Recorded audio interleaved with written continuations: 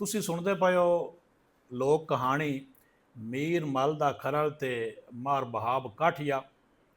ਉਸ ਕਹਾਣੀ ਦੇ ਵਿੱਚ ਸਾਏ ਗਲਤੀਆਂ ਵੀ ਹਨ, ਜਿਨ੍ਹਾਂ 'ਚ ਪਹਿਲੀ ਸਭ ਤੋਂ ਵੱਡੀ ਗਲਤੀ ਇਹ ਹੈ ਕਿ ਕਹਾਣੀ ਦੇ ਮੁਤਾਬਿਕ ਜਿਹੜੀ ਕਿਤਾਬ ਕਮਾਲ ਕਹਾਣੀ ਮੌਜੂਦ ਹੈ, ਉਸ ਦੇ ਮੁਤਾਬਿਕ ਜਿਹੜਾ ਮੀਰ ਹੈ ਮਲ ਦਾ, ਉਹ ਉਸ ਦੇ ਪੁੱਤਰ ਕੋਈ ਨਹੀਂ।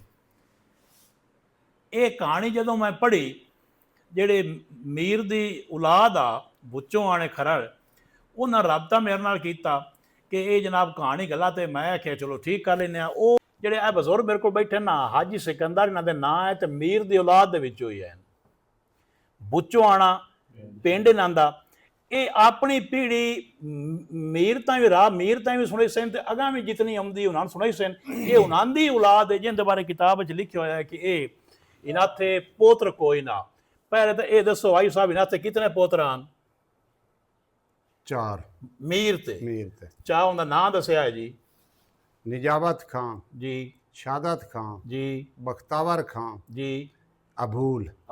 हुण अपनी पीढ़ी सुनाओ, अपनी ही तुसी नाल रलाओ के जाके मीर दे। सिकंदर वालदा मीर जी, मीर वालदा खान जी, खान वालदा असमैल जी, असमैल वालदा अनैत जी, अनैत वालदा बुरहान जी, बुरहान वालदा अबूल जी, अबूल वालदा मीर मीर, मीर वालदा माणा माणा, माणा वालदा बाजा बाजा, बाजा वालदा सदाद जी, सदाद वालदा रजादा रजादा वालदा अकूब हम्म, अकूब वालदा उम्बर उम्बर वालदा मल्ला मल्ला। तुसी इस नतीजे तो अपिड़ गए हो ना कि मीर ते औलाद हा।